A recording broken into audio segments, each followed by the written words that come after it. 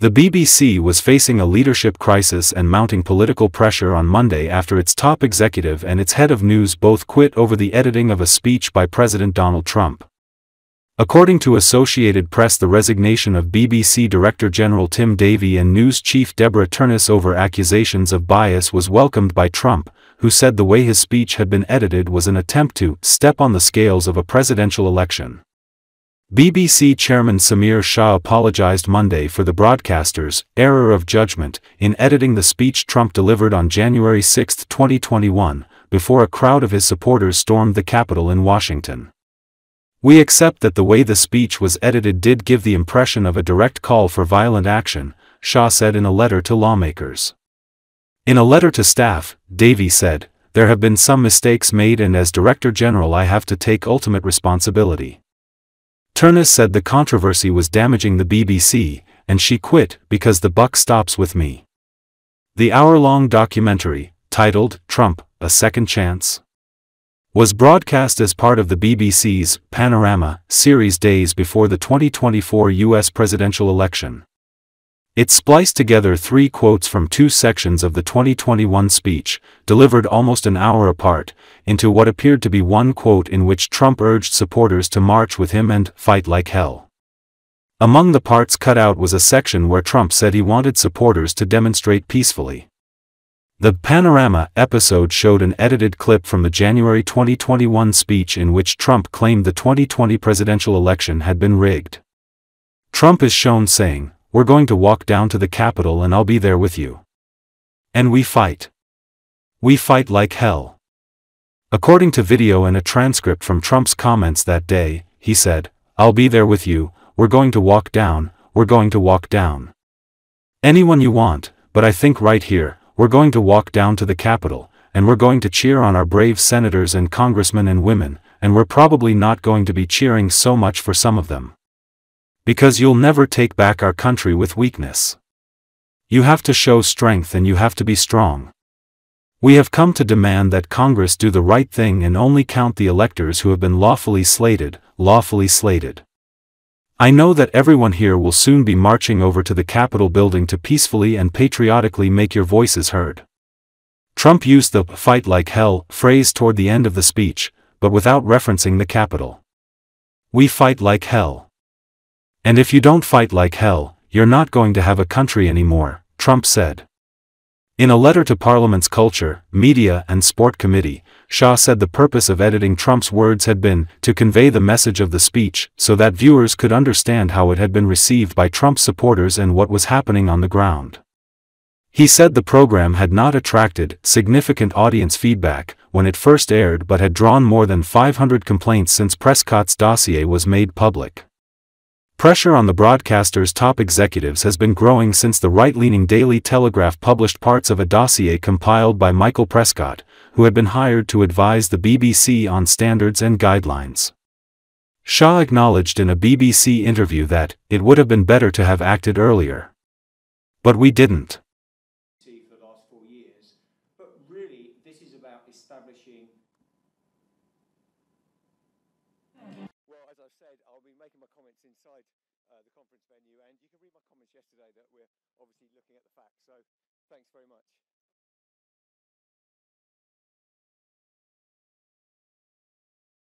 It's not just that the Trump video was faked, it was the fact that Mr. Davie and Ms. Turness knew that it was faked for the last 6 months. They attended a meeting 6 months ago in May 2025 when it was discussed, and they did nothing about it. They remained silent.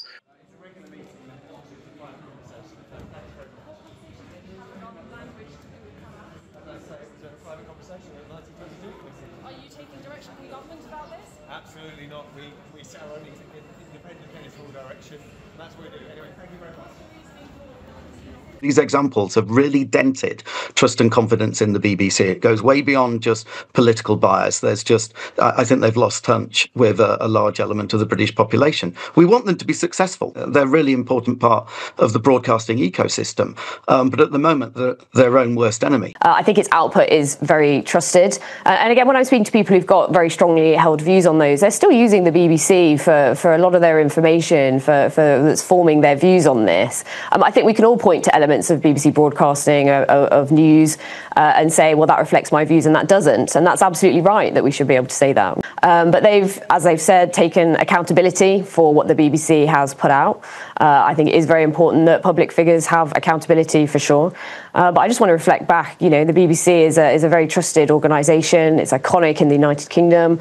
Again, just to refer back, just to see their coverage over remembrance events over the weekend, nobody does it better than the BBC.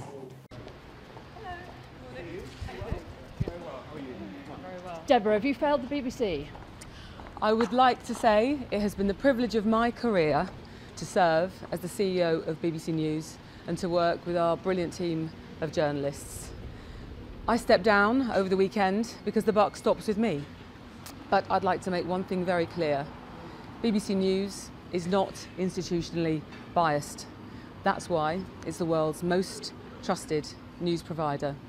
And if you'd excuse me, why did you fail to deal with the mistakes that were made? And see my teams. Thank you so much for being here. Do you think that the journalists are corrupt like President Trump says? Do you think the journalists Of course our journalists aren't corrupt.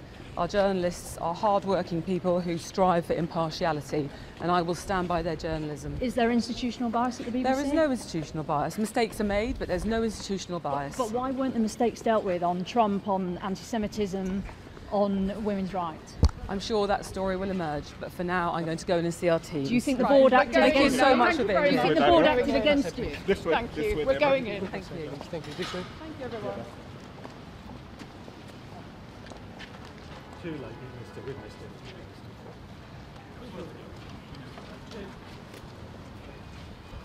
it. It would seem that there has been intervention from the board, which has led to these two incredibly senior resignations, which will have a destabilising effect and potentially a chilling effect editorially on the BBC.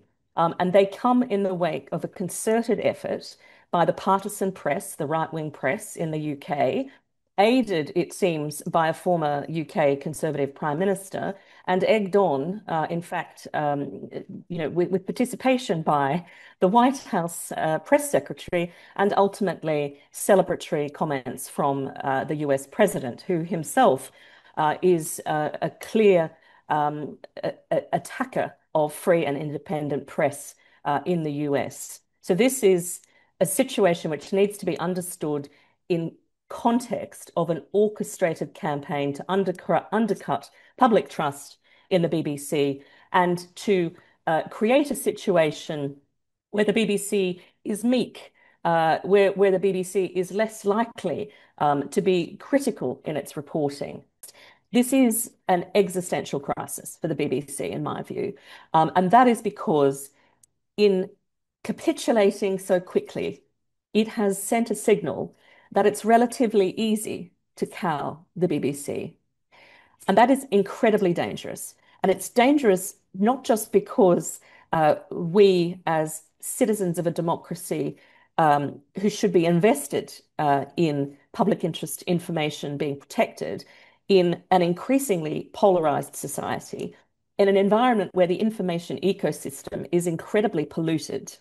So it's not just for that reason, but also because democracy and public interest media and the safety of journalists and access to information are all bound up. They're intertwined. You cannot have democracy without credible, independent public interest media. I think it is part of a pattern of capitulation, which we certainly saw with CBS in the US, with reference to Trump's threats to sue CBS or actions to litigate. And perhaps there was concern on the BBC's part about similar potential litigation. But this is more egregious, I think.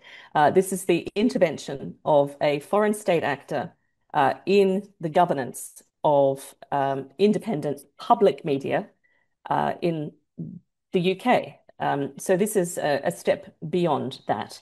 I have never seen a situation where the President of the United States and his press secretary true to form, are lambasting the BBC as systemically biased, but doing so with the usual anti-press freedom rhetoric that the BBC is fake news, when patently it is not.